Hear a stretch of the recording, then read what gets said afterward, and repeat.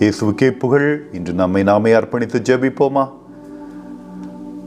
லூக்கா நற்செய்தி 22வது அதிகாரம் கூறுகிறது, அப்பத்தை எடுத்து கடவுளுக்கு நன்றி செலுத்தி அதை பிட்டு அவர்களுக்கு கொடுத்து, இது உங்களுக்காக கொடுக்கப்படும் எனது உடல், இதை என் நினைவாக செய்யுங்கள்.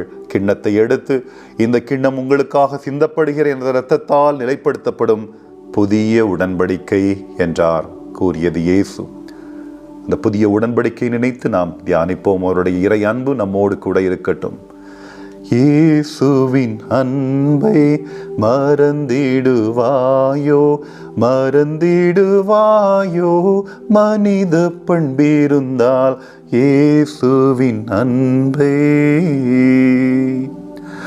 உடன்படிக்கை பேழையின் ஆண்டவராகிய இயேசு கிறிஸ்துவே, தூய கருத்தரிப்பின் போது நீர் பரிசுத்த ஆவியாக மரியா மீது நிழலிட்டது போல உம்முடைய தூய ஆவியார், பரிசுத்த ஆவியார் எம்மை சுத்திகரிப்பாராக.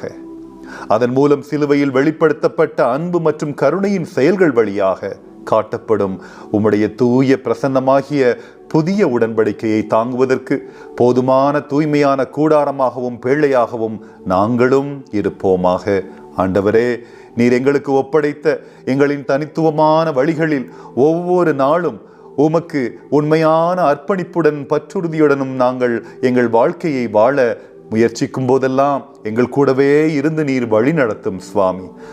தாவீது அரசரைப் போல நாங்கள் செய்யும் மிகச்சிறிய மற்றும் முக்கியமற்றதாக தோன்றும் செயல்களிலும் கூட நாங்கள் உமக்கு மகிழ்ச்சியுடன் பணிபுரிய அருள்வீராக. அதனால் நாங்கள் செய்வதெல்லாம் உம்முடைய தூய பெயரை மகிமைப்படுத்தட்டும்.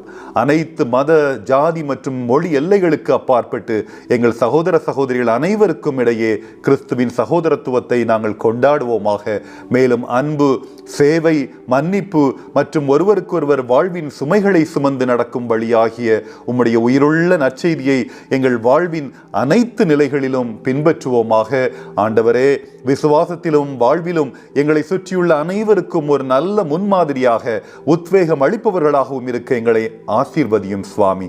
எல்லா புகழும் நன்றியும் ஆட்சியும் உமக்கே உரித்தாகட்டும்.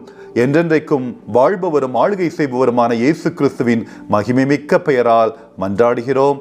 ஆமேன், ஆமேன், ஆமேன்.